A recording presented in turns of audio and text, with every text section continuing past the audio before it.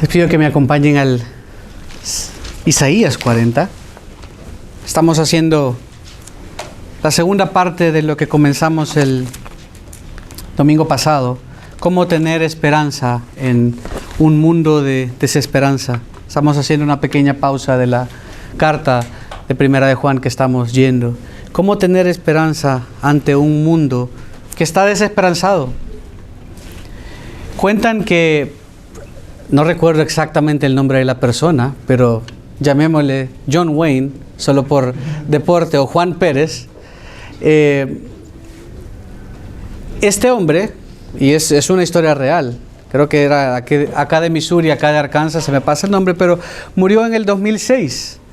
Y este hombre dejó en su testamento millones de millones, eran billones y hasta trillones de dólares de herencia.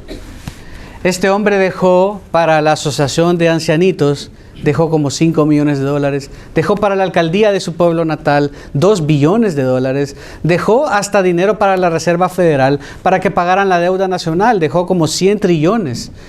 Y cuando ven el testamento y van a ver sus cuentas bancarias, todo lo que el hombre tenía era un carro viejo, un Oldsmobile del año 98. Era todo lo que tenía. Él puso en su testimonio que dejaba miles de millones de dólares y realmente no tenía nada. Él dio aparentemente mucho y se dio a sí mismo. Cualquiera que lee el testamento se daría cuenta, wow, este hombre qué generoso, cuánto dejó para los necesitados y dejó millones y trató de resolver cuánto amor estaba repartiendo. Pero sus promesas, su promesa de todo este dinero no tenía fundamento. El hombre estaba quebrado, el hombre estaba roto, el hombre no tenía un 5. Qué manera más interesante de pasar a la inmortalidad, ¿no? Porque ahora quedó inmortalizado tal vez en un periódico, en un reportaje. Pero el hombre no tenía nada. Sus promesas eran sin fundamento. No sé por lo que estés pasando hoy. No sé cómo ha sido tu semana. No sé cuántas veces te hayan roto el corazón. No sé cuántas veces hayas fallado al Señor. No sé si en esta mañana te sientes acusado. No sé si en esta mañana te sientes atribulado por lo que está sucediendo, por las guerras y rumores de guerra. No sé si estás doliéndote por la pérdida de un ser querido o esperando un trabajo, o recién te quitaron el trabajo, o tal vez estás peleado con tu esposa, con tu esposo, la persona que amabas te diste cuenta que no te ama, etcétera, etcétera. Estamos ante un mundo de desilusión, un mundo cruel, un mundo duro, un mundo de realmente desesperanza. Parece que todo va de mal en peor. Parece que todo el mundo da promesas que no cumple, comenzando con los políticos, ¿no? Y eso nos cuesta trabajo a veces pensar y tratamos de juzgar a Dios de la misma manera. Pero saben, lo cierto es que Dios es un Dios que cumple promesas. El domingo pasado comenzamos a ver la primera parte de Isaías 40 y lo vamos a ver rápido, solo para los que no estuvieron acá. Pero vimos que Dios es confiable. Dios ha prometido en su palabra muchas cosas para sus hijos y Él nunca, jamás ha fallado a su promesa. Nunca ha fallado a su palabra. Y lo que debe sostenernos a nosotros, independientemente del momento en la vida en el que estamos, aunque todo vaya bien, aunque nos sintamos sin esperanza, aunque nos sintamos ahogados, aunque estamos con pena, aunque estamos con dolor, aunque estamos con deuda, aunque estamos con tribulación, aunque estamos pasando por enfermedad, lo que debe sostenernos no es lo que está pasando, sino la verdad inconmovible de la palabra de Dios que no cambia ni un ápice, ni un poquito, nunca ha cambiado. Él no tiene sombra de variación, nunca ha cambiado, nunca va a cambiar y su palabra siempre se ha cumplido. Por eso en Isaías 40, el Espíritu de Dios a través de Isaías está dando esperanza al pueblo. Iban a ir cautivos, no solo por Ezequías, por lo que hizo Ezequías en el capítulo 39, lo pueden leer, ahí mismo le dice, van a ir cautivos, pero por lo que habían hecho por años y años y años.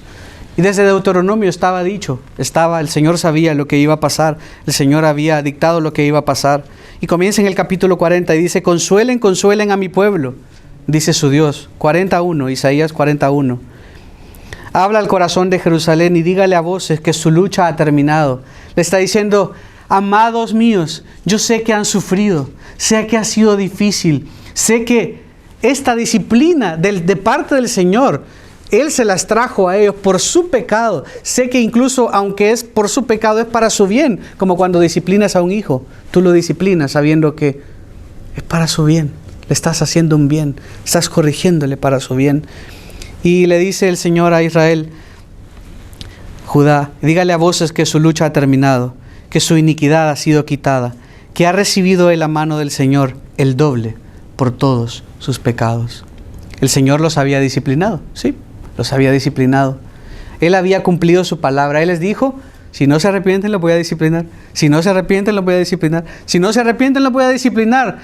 1000 veces. Isaías por 39 capítulos pasó diciéndolo. Por 38 capítulos, porque el 39 está la narrativa del rey Ezequías. Una y otra vez, arrepiéntanse, arrepiéntanse, va a venir juicio, arrepiéntanse, va a venir juicio, arrepiéntanse, va a venir juicio. Y no se arrepintieron y vino juicio. Recibieron el doble por todos sus pecados, pero no habían dejado de ser su pueblo. El Señor no los había sacado por la puerta y los había corrido. El Señor los estaba disciplinando. Versículo 3 dice, una voz clama, preparen en el desierto camino al Señor. Allanen ante la soledad calzada para nuestro Dios. Todo valle sea elevado y bajado todo monte y collado. Vuélvase llano el terreno escabroso y lo abrupto, ancho valle. Lo que está pasando acá es que en la antigüedad, para cuando los reyes iban camino a un pueblo, cuando no había carretera, debían y mandaban a los trabajadores, mandaban emisarios del rey, o los que recibían de parte de la ciudad que estaba recibiendo, mandaba a aplanar la calle. Lo que era alto, lo aplanaban, y lo que era un hoyo, lo tapaban. Como hacemos hoy con las carreteras, ¿no? Hacían una carretera real para que el rey viniera. Es una escena real. Y más allá de decirles, el castigo no va a ser para siempre. Él les está diciendo más que eso. Les está tratando de dar ánimo diciendo, no solo su castigo no va a ser para siempre. Les está diciendo también, sus enemigos no son tan poderosos como parecen. Y les está diciendo lo más importante en el versículo 5. Entonces será revelada la gloria del Señor, y toda carne a una la verá, pues la boca del Señor ha hablado. Le dice, el Señor va a cumplir su palabra, todo, los va a liberar. Pero más importantemente, Él va a regresar. Él va a venir. Es una escena real. No es una escena del pueblo regresando. Es realmente una escena real del rey regresando por su pueblo y cumpliendo su promesa. Pero al mismo tiempo se mezcla, incluyendo la promesa del retorno de Judá del cautiverio debido a su pecado. Y les da esperanza diciendo lo que dice en el versículo 7. Se seca la hierba, se marchita la flor, cuando el aliento del Señor sopla sobre ella. Ustedes, nosotros, ellos, son como neblina. Un día estamos, posiblemente en 2 horas ya no estemos. Tal vez mañana no amanecemos. Tal vez en un año no estamos y estamos haciendo todos los planes del mundo. La vida pasa en un chasquido de dedos. Se seca la hierba, dice el versículo 8, se marchita la flor. Y atrás había dicho, cuando el aliento del Señor, el soplo de Dios, sopla sobre ella. Todo viene de Dios, es el Espíritu de Dios haciéndolo también, dando vida y quitando vida, como hablamos el domingo pasado. Es Dios, está en control de todo lo que sucede. Esto es reconfortante, porque Dios estaba trayendo juicio, el pecado. Yo sé, el pecado ha arruinado todo y es producto de lo que vemos, pero a veces también Dios trae juicio sobre las naciones, sobre nosotros, consecuencias de nuestro pecado. Pero Él está siempre en control y sus hijos jamás se van a perder de su mano. No importa lo duro de la aflicción, Él va a estar con ellos.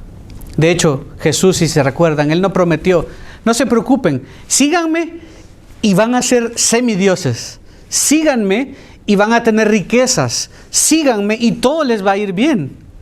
No, Todos excepto uno de los apóstoles murió de una manera trágica. Juan no. Juan murió de viejo, exiliado en Patmos. Todos murieron trágicamente. En el mundo tendréis aflicción. Esto dijo Jesús. Vamos a tener tribulación, pero confiad, yo he vencido. Otra cosa que Él prometió no es la ausencia del dolor y la aflicción iba a estar, pero al mismo tiempo Él dijo, yo estaré con vosotros todos los días. ¿Hasta qué? Hasta el fin del mundo. Él va a estar con nosotros. Quiere decir, van a pasar por pruebas, pero yo los voy a llevar de la mano. Y vamos a ver esa misma idea similar en la segunda parte del texto que comenzamos la vez pasada. Como Dios muestra su amor. Y como Dios se revela y diciéndoles, yo estoy en control. Yo los llevé ahí, yo los voy a sacar. Ellos no son tan poderosos como parece. Esta persona que te odia, hablando a ustedes, esta persona que te está haciendo la vida imposible, esta situación que crees que no tiene solución. El Señor está en control. No hay nada que se le escape del control a Dios. Si hay algo que Dios no tiene poder sobre, si hay una simple molécula que es más poderosa o que Dios no está en control de, quiere decir que esa molécula es más poderosa que Dios. Dios es poderoso. Y termina diciendo en el 8, a diferencia de la hierba, a diferencia de las tribulaciones, a diferencia de los enemigos, a diferencia del pueblo de Dios, que se seca, que pasa rápidamente, la palabra de nuestro Dios permanece para siempre. La palabra de nuestro Dios permanece para siempre. ¿Nosotros permanecemos para siempre? No, nos estamos muriendo. Y un día nos vamos a morir. Pero la palabra del Dios nuestro permanece para siempre. Entonces, ¿a qué me aferro? ¿A mi belleza? ¿A mi riqueza? ¿A mi intelecto? Todo eso va a pasar. Se me van a comenzar a olvidar las cosas, ya se me olvidan. Y se me va a olvidar todo lo que memoricé, todo lo que aprendí.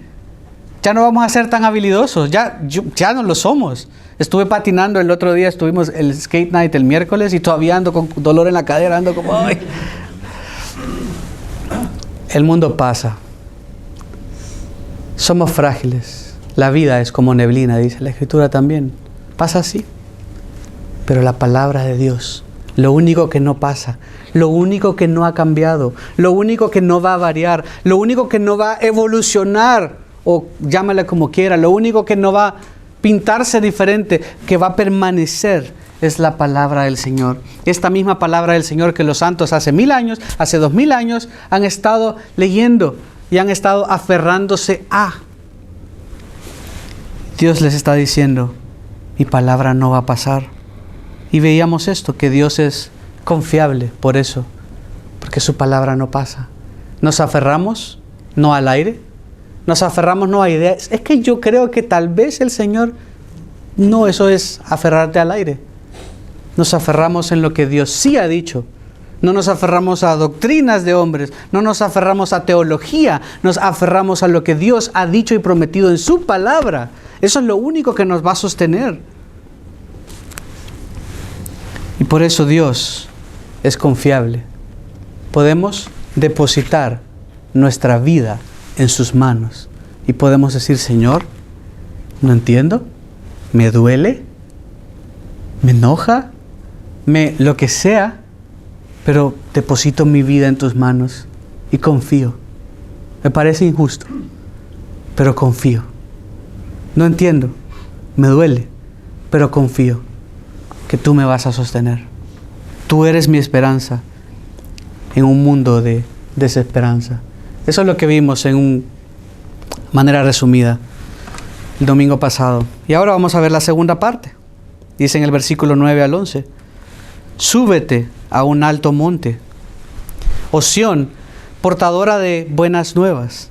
Levanta con fuerza tu voz, oh Jerusalén, portadora de buenas nuevas. Levántala, no temas. Dile a las ciudades de Judá, aquí está su Dios. Miren, el Señor Dios vendrá con poder, y su brazo gobernará por él. Con él está su galardón, y su recompensa delante de él. Como pastor apacentará su rebaño. En su brazo recogerá los corderos, y en su seno los llevará, guiará con cuidado a las recién paridas. Si notan, el Señor, el punto de Él de dar esperanza a Israel, a dar esperanza a su pueblo, a Judá, que había ido al cautiverio, no es otra cosa sino que Él estaba en control y que Él iba a cumplir su palabra todo, que Él un día iba a regresar, que Él un día iba a hacer todo nuevo, que este rey iba a venir, que no los había olvidado, que seguía siendo ese mismo Dios que se apareció en la zarza ardiente a Moisés en Éxodo 3:14. Ese mismo Dios que creó los cielos y la tierra, seguía siendo el mismo Dios, que aunque ellos estaban en el cautiverio 70 años cautivos, ¿se imaginan? Imagínate que tenía 5 años cuando se fueron al cautiverio. Ahora tenía 75 años. Toda tu vida siendo esclavo, siendo cautivo de un pueblo. No es divertido. Muchos habían muerto ahí y muchos seguramente habrían perdido la esperanza diciendo: el Señor nos abandonó. El Señor se olvidó de nosotros. Y cuán a menudo podemos vernos nosotros en la misma situación y sentirte no amado, sentirte no valorado, sentir: Señor, todos me han dejado. Señor, tal y tal persona me hizo esto y me rompió el corazón. Señor, no tengo amigos. Señor, este líder religioso, este pastor, qué sé yo, me falló, me traicionó. Esta iglesia me engañó. Mis hijos no me quieren ver. Hay casos así, que no quieren ver al Padre. Puede ser que pienses que por lo que estás pasando, el Señor no te ama. Por eso no nos basamos en sentimientos o en opiniones o en lo que creemos que es verdad, sino en la verdad de la palabra de Dios. Y Dios nos va a dejar claro acá que Él nos ama, que Él te ama y te ha amado con amor eterno. Y su amor por ti debe sostenerte en un mundo de desesperanza, en un mundo de falta de amor, en un mundo de promesas rotas, en un mundo que tal vez te tiene desesperanzado y asustado. Dios quiere decirte hoy que Él te ama. Quiere que esa verdad y que su amor, que te sientas y sepas amado. No por lo que estás pasando sientas que Dios no te ama, sino que por lo que Él ha dicho en su palabra, sepas y tengas certeza que Dios te ama. Y comienza diciendo en el versículo 9, regresando: súbete a un alto monte. Y van a ver un poco extraño, a diferencia de cuando veíamos en Primera de Juan, que son mandatos, está escribiendo más en prosa.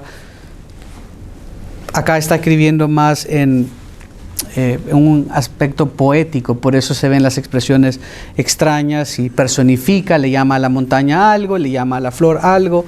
Está tratando de comunicar Isaías en un lenguaje poético y se ve muy clara, a diferencia del capítulo 39, que es más narrativa, es contando un relato. Acá está hablando de manera poética, tratando de expresar lo que Dios quiere comunicar. Y dice: súbete a un alto monte. Estaba hablándole a Isaías. Súbete a un alto monte. Es un mandato a proclamar lo que Dios hará. Eso nos cuesta trabajo. ¿Cómo que se suba a la montaña? ¿Cómo que se sube en el muro? Un monte alto. Alguien se subía a una montaña alta o a un monte alto cuando se quería dar una buena noticia. Si están, por ejemplo, y uno lo ve en películas, si están todos los obreros, están todos los trabajadores y están en el mismo nivel, alguien se sube en una escalera o algo. ¡Hey, todos, escuchen!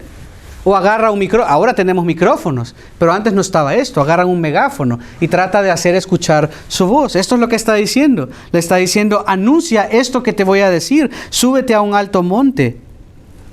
En Jueces 9:7, si lo quieren buscar después, Jotam sube al monte Gerizim a hablar a los habitantes de Siquem. Si hacía esto, para hacerse escuchar, para que lo vieran. Yo estoy dando un mensaje.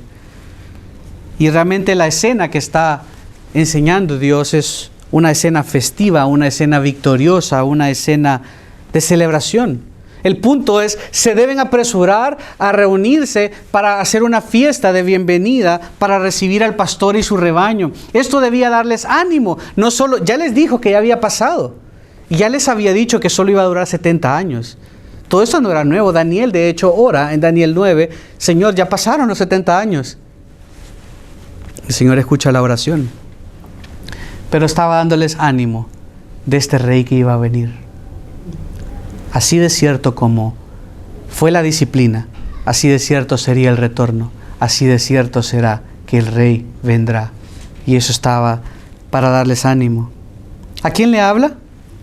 Bueno, continúa diciendo, a Sión, dado que a continuación se refiere a ellos directamente. Sí le habla a Isaías, pero como era algo en el futuro, le está hablando a Jerusalén misma. Miren, súbete a un alto monte, oh Sión, portadora de buenas nuevas. Súbete a un alto monte, oh Sión, portadora de buenas nuevas. Sión es una localidad en el monte sureste de Jerusalén. Y se refiere, es como que dijera, levántate, Hutchinson. Incluso ahora lo haríamos así, ¿no? Hutchinson, queremos que hables, queremos que seas valiente. Estás diciéndole, usando en la ciudad, que no es una persona, las estás usando como persona, para decirle a todos los habitantes dentro de esa ciudad que hagan algo. Primero, este monte de Sión que lo hemos escuchado y lo vemos en la palabra mucho, David llamó al monte de Sión la ciudad de David cuando la capturó de los jebusitas. Si quieren anotarlo, 2 de Samuel 5 del 6 al 9. 2 de Samuel 5 del 6 al 9. Y luego llevó el arca ahí en 2 de Samuel 6, versículos 10 al 12. 2 de Samuel 6, versículos del 10 al 12. Cuando David lleva al arca, la capturó primero y luego cuando lleva el arca ahí la hizo sagrada en un sentido. Salomón luego, unos años después, movió el arca al monte del templo, extendiendo Sión, lo que se conocía como Sión, el monte de Dios, hasta ahí. De manera que Jerusalén es todo esto, incluso el monte de Sión. Y cuando dice Sión, está diciendo Jerusalén, está diciendo todos los habitantes de Jerusalén. Es un sinónimo o una personificación de la ciudad como tal. Está diciendo pueblo, todos los que viven en Jerusalén, proclamen las buenas noticias. ¿Qué debían anunciar? A Dios mismo. Estaban anunciando que el rey iba a venir. Le está diciendo Jerusalén, Sión. Sabemos que es Jerusalén también y Sión porque luego, una línea más adelante, dice esto. Miren el 49. Oh Sión, portadora de buenas nuevas, levanta con fuerza tu voz. Y luego dice, oh Jerusalén, portadora de buenas nuevas, levanta tu voz. Lo que hice es explicar por qué Sión se considera Jerusalén. Deben anunciar a Dios mismo. Debían anunciar a este rey que iba a venir. Y si van a Isaías capítulo 2, Isaías 2, versículos 2 y 3. Isaías 2, 2 y 3. Mire lo que dice ahí. Es lo mismo que se ve en el capítulo 2 de Isaías hablando del reino de Dios.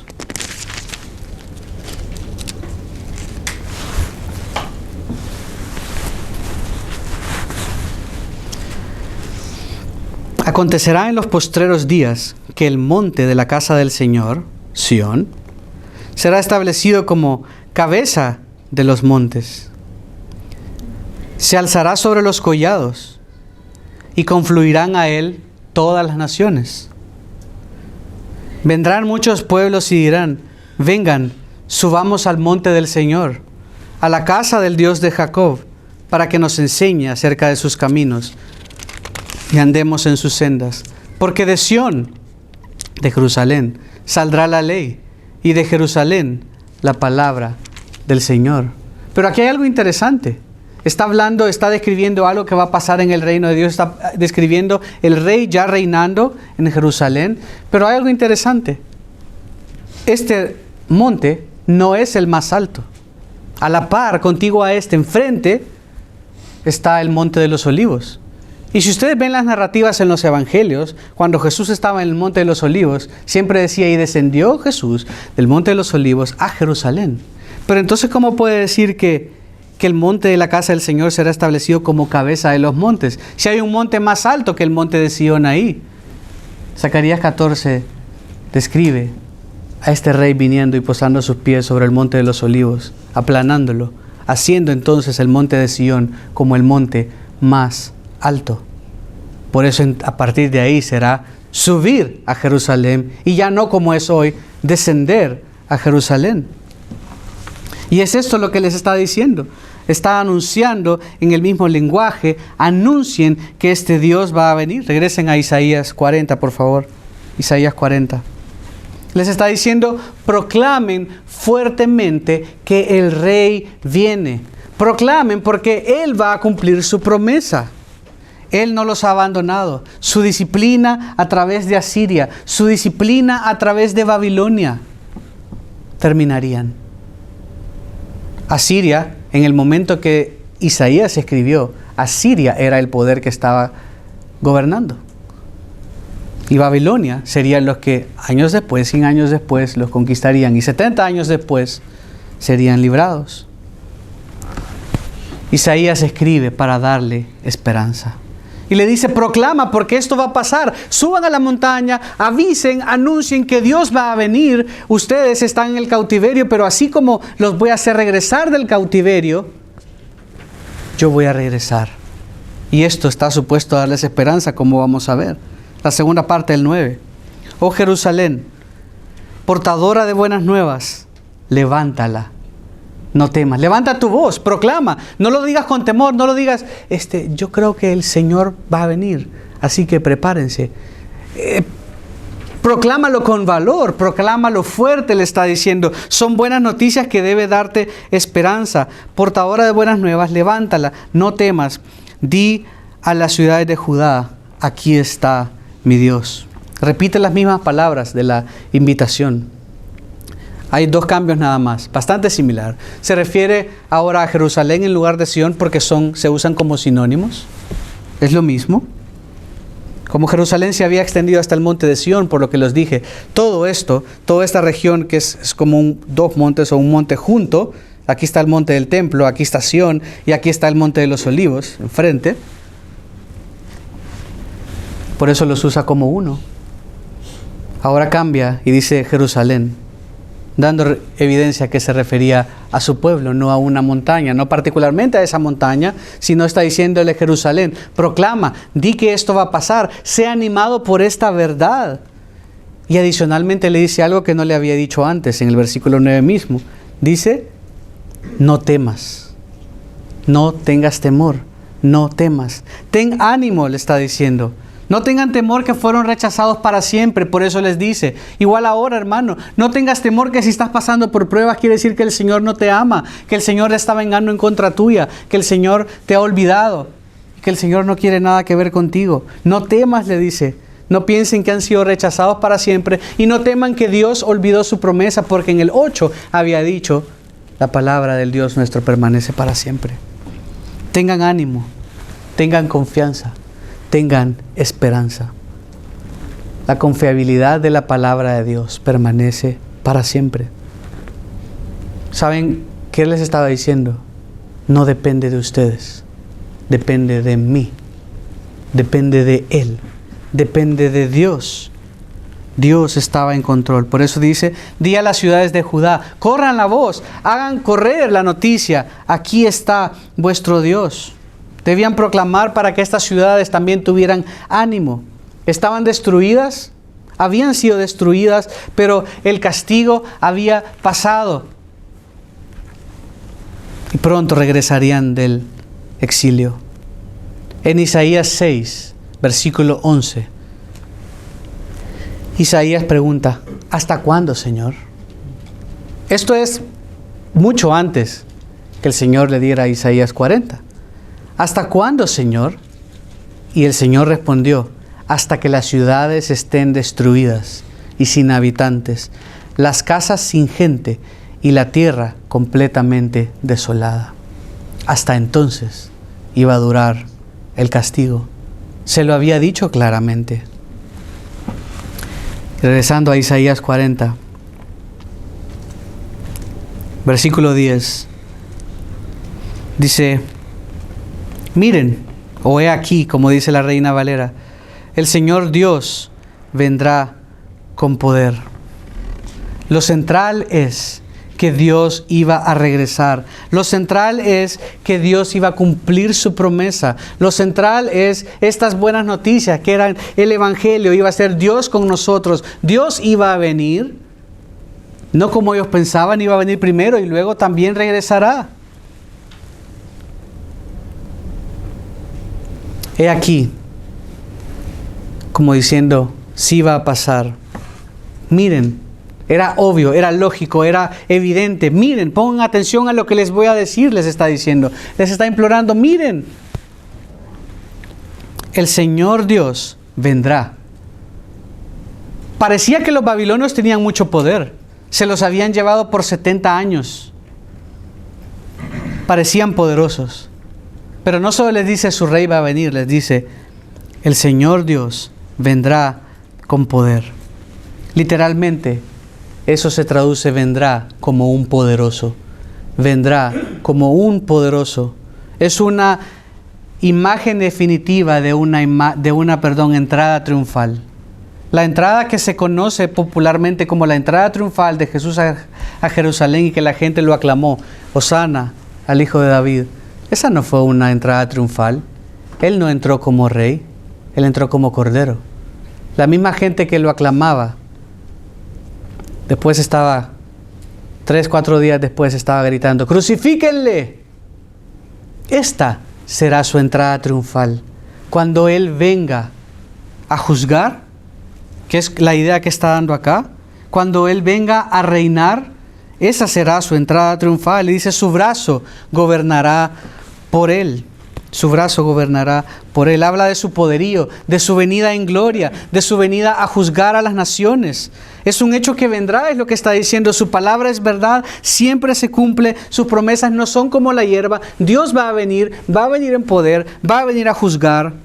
Es la misma idea que da el Salmo 98, versículo 1. Dice, cantad al Señor un cántico nuevo, porque ha hecho maravillas. Su diestra y su santo brazo le han dado la victoria. Siempre que habla de la diestra, es una posición de autoridad, de poder, de dominio. Este Dios vendrá, y aquí viene algo hermoso para nosotros. Dice, con Él está su galardón y su recompensa delante de Él. Y hay algo interesante ahí. Dios vendrá habiendo recibido el fruto de su victoria, que es su rebaño. Miren unos capítulos más adelante en Isaías 62. Isaías 62, versículos 10 al 12. Isaías 62, versículos 10 al 12.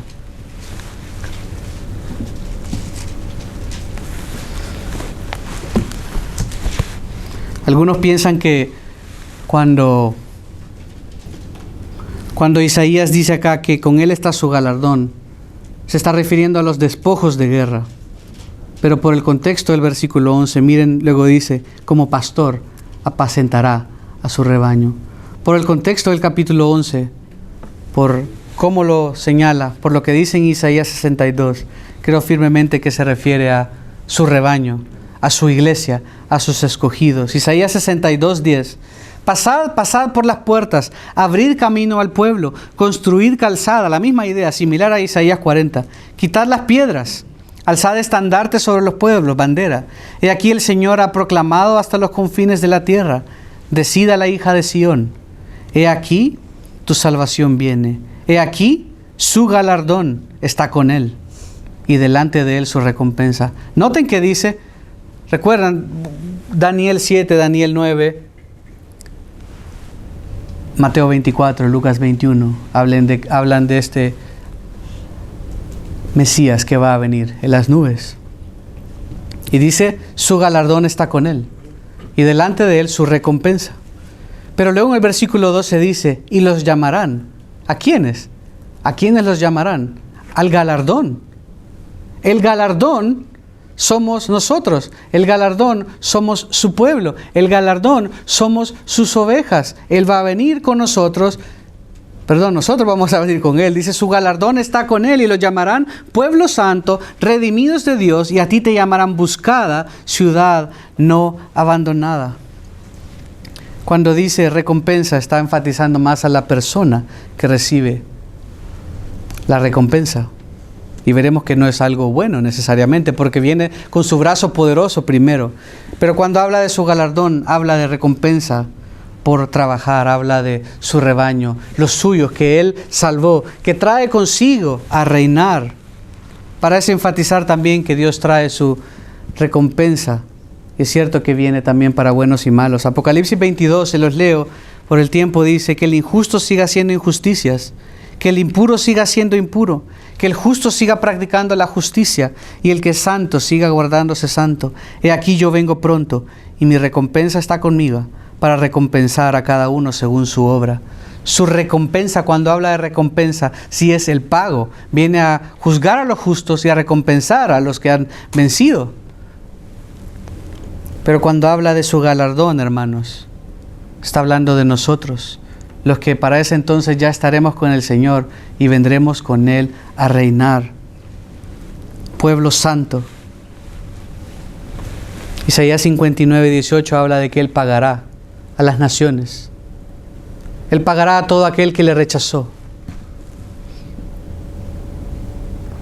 El Rey entra victorioso.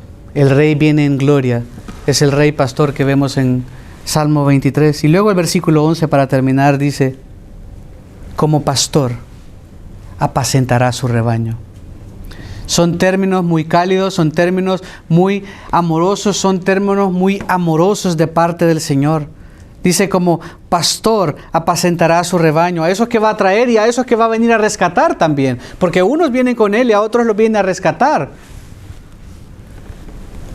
Es la metáfora tradicional del mundo oriental en la antigüedad. Los gobernantes se describían a menudo como pastores de su pueblo. Ellos velaban por ellos. Era importante que este rey se pusiera a sí mismo también como pastor, porque no solo venía rey a juzgar y a reinar y venía como poderoso, también venía como un Dios amoroso y va a venir como un Dios amoroso a cuidar de los suyos. Dice, como pastor apacentará su rebaño. Les está diciendo, aunque ustedes están castigados, aunque están disciplinados en Babilonia, eso no es para siempre, me interesan, yo los amo, los voy a hacer regresar también, porque los amo y no los he olvidado. Se ve esa misma imagen en Primera de Crónicas 11:2, en el Salmo 23, el pastor cuidando de sus ovejas. El Señor le dijo a David, tú pastorearás a mi pueblo Israel y serás príncipe sobre mi pueblo Israel. A David. Jesús, ese Mesías, es el pastor por excelencia. Él cuida a su rebaño, lo apacienta, lo protege, lo cuida de sus necesidades. Y sigue diciendo, en su brazo recogerá los corderos y en su seno los llevará. Noten que hay una diferencia acá. Habla primero de su brazo, dando su recompensa a los malos y a los buenos, pero a su galardón, a sus ovejas, a sus escogidos, los recoge. En su seno los lleva. Ese mismo brazo que gobierna, juzga y retribuye, ahora recoge a los corderos. En su seno las llevará. Habla de un amor íntimo de parte de Dios. El seno, la palabra que se traduce como seno, era una especie de bolsa en el manto del pastor que podía servir para resguardar a la oveja. Era como la bolsita que tienen los canguros, como que el canguro tiene así y lo guarda adentro. Es una bolsita que tenía el pastor donde resguardaba a la oveja que estaba dolida. Esta es la imagen que el Señor está dándole a un pueblo que lo había rechazado. Es la imagen que te está dando a ti también, que constantemente fallamos. Este mismo Dios es el que nos ama, que traería de regreso de la cautividad y que un día va a venir con su pueblo, va a venir con su rebaño, con los que ya salvó y los que viene a rescatar. Hace ver que este pastor sabe lo que necesitamos. Hace ver que este pastor sabe lo que estamos pasando. Hace ver que este pastor nos conoce, hace ver que este pastor te ama, hace ver que este pastor provee siempre para los suyos. Cuando mandas y disciplinas a tu hijo, no es que no lo amas, lo disciplinas y lo corriges porque le amas. Igual, guiará con cuidado a las recién paridas. Esto quiere decir, en este regreso o en esta recopilación de todos los suyos que va a hacer cuando venga, que tiene que ver la imagen que no las lleva más rápido de lo que pueden ir. Y este es un Dios amoroso. Hermano, puedes tener mucho en la fe o poco. El Señor va a tener cuidado de ti justo lo que necesitas en esta época de tu vida. No te va a llevar más rápido de lo que debes ir. No te va a presionar hasta que te caigas. Te va a ir llevando con cuidado, un pasito a la vez. A veces te va a meter en su bolsa. A veces te va a cargar. A veces te va a dar, ¿no? Habla de su amor. Habla de su compasión. Habla de que nuestro Dios se preocupa por nosotros. Habla de que nuestro Dios nos ama. Eran palabras de amor. Eran palabras íntimas y personales de Dios, diciéndole a Judá: no te he olvidado. Te voy a hacer volver porque te amo. Y yo voy a regresar un día. Es una escena de celebración. ¿Por qué? ¿Porque tú hiciste bien? No, tú hiciste mal, pero yo lo prometí. Mi nombre y mi gloria están en juego, y yo voy a cumplir. Cuando se estaba traduciendo la Biblia de Lutero, había una niña que fue a visitar al padre. Un padre trabajaba ahí, su esposa y su niña fueron a visitar, y en ese entonces la Biblia estaba en latín, no estaba accesible como estaba ahora, pero habían escuchado en la iglesia que debían temer a Dios como a alguien tan grande que está esperando castigarlos. Y a veces pensamos que Dios es esto. Yo aquí soy nada más y Dios está esperando castigarme. Y esta era la idea que tenía la niña. Eso se le había dicho en la iglesia y no tenía la Biblia para corroborar si esto era cierto o falso. Pero la niña encontró en la imprenta donde se estaba haciendo la Biblia de Lutero, encontró un pedacito de una hoja de la Biblia que decía: porque de tal manera amó Dios al mundo que ha dado. For God so loved the world that it gave. Para los que no. Y hasta ahí. Que ha dado, that it gave. Y se quedó ahí. Y la niña le dice: ¿qué ha dado? ¿Qué ha dado? Porque yo entendía que este Dios está esperando castigarme nada más. ¿Qué ha dado? La mamá tampoco sabía y le responde: no sé qué dio, hija, pero si nos amó lo suficiente como para darnos algo, Él no está enojado con nosotros y no tenemos que temerle. Simplemente podemos amarle y agradecerle por lo que sea que nos dio. Hermano, Él te ama. Él nos ama. No sé si has recibido poco o mucho amor en este mundo. No sé si has sido despreciado. No sé si te han roto el corazón. Si te cuesta amar porque te amaron poco. Independientemente de todo lo anterior, el Señor te ama. Con amor eterno. De esta manera. Profunda. No superficial, solo como que sí te amo, sí, te amo. Te ama para cuidarte. Te ama para haberte salvado. Te ama para sostenerte firme hasta el final. Te ama para cuidar de sus necesidades. Te ama para importarte lo que te duele. Te ama para darte lo que necesitas. Te ama para quitarte lo que no te va a hacer bien. Te ama para exponer lo que tenga que ser expuesto. Primera de Juan 3:1 dice: mirad cuán amor nos ha dado el Padre, para que seamos llamados hijos de Dios. Y eso somos. Somos sus hijos, y esto no es poca cosa. Hermano, ante un mundo que parece un caos, el Señor está en control. Podemos confiar en Él, porque su palabra permanece para siempre. Podemos confiar en Él porque Él nos ama. Nada de lo que pasa en tu vida va a ser porque Dios no te ama. Él te ama. Esto no quiere decir que siempre vamos a entender lo que Dios está haciendo, pero ten confianza y esperanza que de la misma manera que Él disciplinó a este pueblo porque le amaba y trajo de regreso a este pueblo porque le amaba, y un día salvará a un remanente de este pueblo porque le ama y porque prometió y dio su palabra, Él lo va a hacer. Y así como cuida A los jovencitos tal vez solo los va empujando y los va guiando. A las recién paridas, como dice acá, a las que acaban de tener ovejitas, las lleva con cuidado. A las que están dolidas y maltratadas, las mete en su regazo. Dios es un Dios de amor. Cuánto nos ama Jesús. Dio su vida por ti y por mí, para que tú y yo no tengamos que darla.